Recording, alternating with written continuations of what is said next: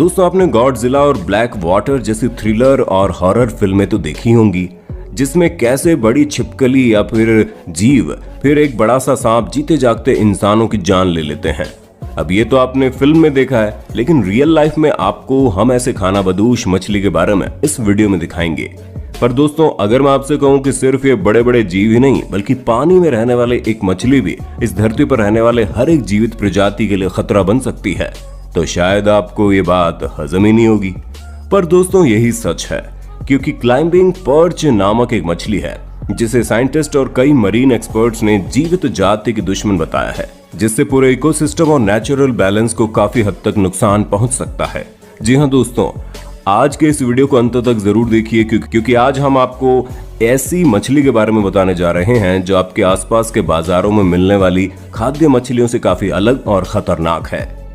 अगर आप भी ऐसे अनूठे फैक्ट्स के फैन हैं तो इस वीडियो को लाइक कर इसे अपने दोस्तों और परिवार वालों के साथ शेयर जरूर कर देना, ताकि वे भी इस जानलेवा मछली के बारे में जान पाएं। तो चलिए दोस्तों जानते हैं आखिर क्या है और क्यों है ये जानलेवा मछली इतने खतरनाक। दोस्तों अगर आप भी कोई साधारण मछली को पानी से निकाल दोगे तो क्या होगा? क्या वो जी जाएगी? नहीं है। क्या वो जी पाएगी? नहीं ना। पर दोस्तों एनिबस टेस्टोडेनियस या क्लाइंबिंग पर्च मछली के लिए पानी या जमीन दोनों ही एक बराबर है। जी हाँ दोस्तों, क्लाइंबिंग पर्च एक आक्रामक मीठे पानी की मछली जो अपने फिन्स की मदद से जमीन पर रेंग सकती है और 6 दिनों तक पानी से बाहर रह सकती है। और दोस्तों साइंटिस्ट का कहना है कि अगर वे कभी ऑस्ट्रेलिया पहुंची तो एक बड़ी आपदा होगी, जिससे कई सारे और अलग स्पीशीज खत्म हो सकते हैं। लेकिन आप सोच रहे होंगे ऐसा कैसे? आइए वीडियो में आगे बताता हूँ।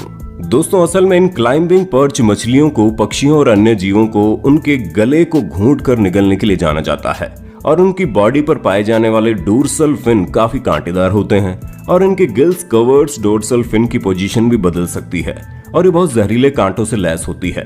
यहाँ तक कि क्लाइंबिंग पर्च को हाथों में पकड़ना मुश्किल है, क्योंकि इसके गिल्स कवर्स और फिन्स काफी धारदार और जहरीले होते हैं। क्लाइंबिंग पर्च कॉलोनीज में तो नहीं रहते, पर फिर भी ये काफी खतरनाक होते हैं। ये दक्षिण पूर्व एशिया में मूल रूप से पाए जाते हैं और पिछले 4 दशकों में इंडोनेशिया और पापुआ न्यू गिनी के माध्यम से वहां फल फूल रहे हैं।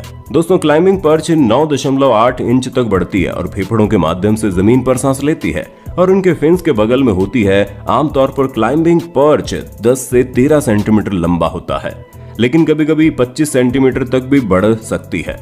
ये 6 महीने तक सूखे क्रीक बेड की कीचड़ में हाइबरनेट करने के लिए जाने जाते हैं। दोस्तों अगर कभी भी गलती से कोई भी बड़ा जीव जैसे कुत्ता, सांप या बिल्ली इस क्लाइंबिंग पर्च को खा भी लेता है तो उसके गले में जाकर चिपक जाती है और फिर अपने फिन्स खोलकर अपने जहरीले कांटे उसके गले में चुभो देती है, जिससे कभी कभी तो उसका शिकार करने आए जानवर खुद ही उसका शिकार बन जाते हैं, और या तो फिर वो जानवर धीरे धीरे तड़प कर मर जाता है या एक ही झटके में अपना दम तोड़ देता है। दोस्तों शिकार करने के साथ साथ क्लाइंबिंग पर्च कहीं भी किसी भी नेचुरल कंडीशन में खुद को बड़ी आसानी से ढाल सकती है, और हर जमीन पर रहने के लिए इन मछलियों के पास हमेशा एक प्लान तैयार ही रहता है। दोस्तों क्या आप प्रकृति के एक लॉ नेचुरल सिलेक्शन से वाकिफ हैं? अगर नहीं तो मैं बताता हूँ।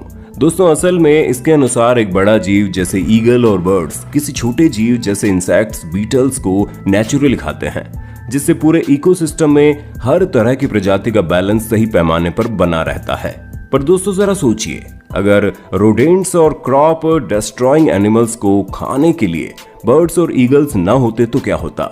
आज लगभग दुनिया के 40% फसल रोडेंट्स और क्रॉप डिस्ट्रॉइंग एनिमल्स के कारण खराब हो जाती है, जिससे दुनिया भर के एग्रीकल्चरल सेक्टर को 70 बिलियन से ज्यादा का नुकसान हर साल झेलना पड़ता है।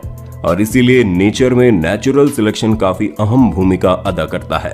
पर दोस्तों क्लाइंबिंग पर्च को भी ये लॉ तभी प्रभावित करेगी जब वो उस इकोसिस्टम का हिस्सा होंगी। दोस्तों अगर इनकी घरेलू नदी या तालाब काफी ओवर क्राउडेड हो जाती है तो ये मछलियां किसी दूसरे तालाब या नदी में अपना नया ठिकाना बना लिया करती है। और आपको बता दें, यदि क्लाइंबिंग पर्च मछली ने किसी नए तालाब या नदी को अपनी टेरिटरी बना ली तो वहां के जीव जंतुओं की मौत निश्चित हो जाती है। पर दोस्तों आप जरा सोचिए, एक मछली के लिए जमीन पर बिना पानी के रेंगना कैसे पॉसिबल है? पर दोस्तों क्लाइंबिंग पर्च के पास एक ऐसी स्पेशल ऑर्गन है जो काफी देर तक उनमें पानी स्टोर करके रख सकती है, और साथ ही साथ उसके गिल्स को भी हाइड्रेटेड रखती है, जिसके कारण क्लाइंबिंग पर्च काफी दिनों तक बिना पानी में जमीन मिट्टी में भी रह सकती है। पर फिर भी दोस्तों क्लाइंबिंग पर्च मछली को अपने बॉडी मॉइस्ट का एक लेवल बनाकर रखना होता है और इसीलिए ज्यादातर वो या तो सुबह सुबह या घनी अंधेरी रात में रेंगते नजर आते हैं। पर दोस्तों भारत से ऑस्ट्रेलिया तक सफर एक क्लाइंबिंग पर्च सिर्फ रेंग के ही तो करती है और इसी वजह से काफी क्लाइंबिंग पर्च कई बड़ी बड़ी फिशिंग और भी बोट्स के बेस से चिपक जाती हैं और अपने लोकेशन पर पहुंचकर वो फिर से अपना काम शुरू कर देती है।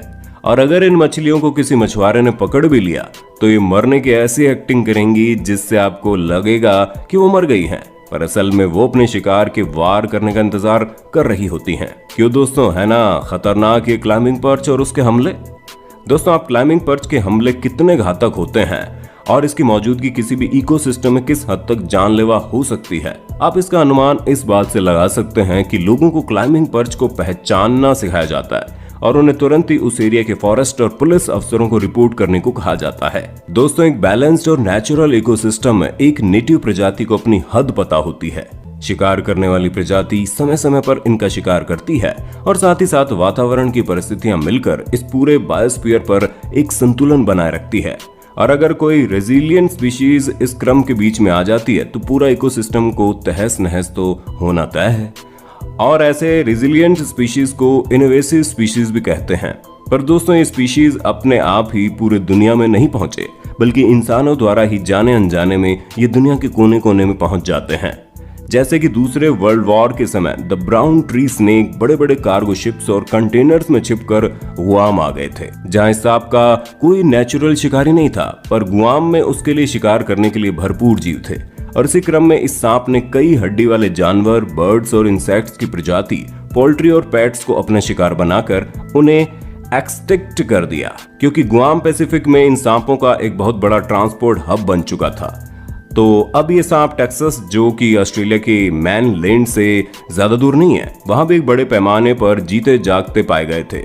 उन सांपों की वजह से कई बार इंडस्ट्री, मिलिट्री और कई लोगों के खुद की संपत्ति को भी काफी नुकसान पहुंचा था, जिससे वहां के रहने वाले काफी परेशान और दुखी हो गए थे। दोस्तों जरा आप ही सोचिए, अगर आपके घर कोई बिन बुलाए मेहमान आ जाए तो आपका लाइफस्टाइल थोड़ा सा डिस्टर्ब हो जाता है। ठीक इसी तरह अगर कोई नई प्रजाति अपना बसेरा शुरू करती है तो वहां पहले से रहने वाली प्रजातियां काफी डिस्टर्ब हो जाती हैं और उन पर जान का खतरा काफी बढ़ जाता है और कभी कभी तो कुछ प्रजातियां विलुप्त भी हो जाती हैं और यही इन्वेसिव स्पीशीज का काम होता है। तो दोस्तों आप जानकर हैरान हो जाएंगे कि 500 सालों में इनके कारण ही धरती के 13% एक्सटिंक्ट स्पीशीज मौत के घाट उतर गए हैं, जिसमें से 25% पेड़ पौधे और 33% जानवर हैं।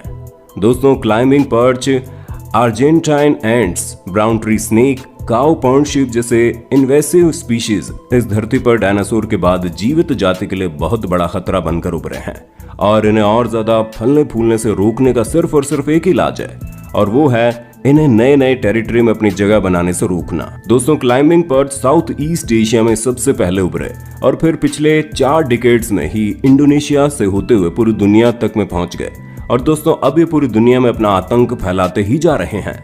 हालांकि ऑस्ट्रेलिया में क्लाइंबिंग पर्च के कुछ मामले सामने आए जो ये कि जलीय पर्यावरण के प्रसार और जीवित रहने की क्षमता के लिए खतरा बनकर उभरे हैं।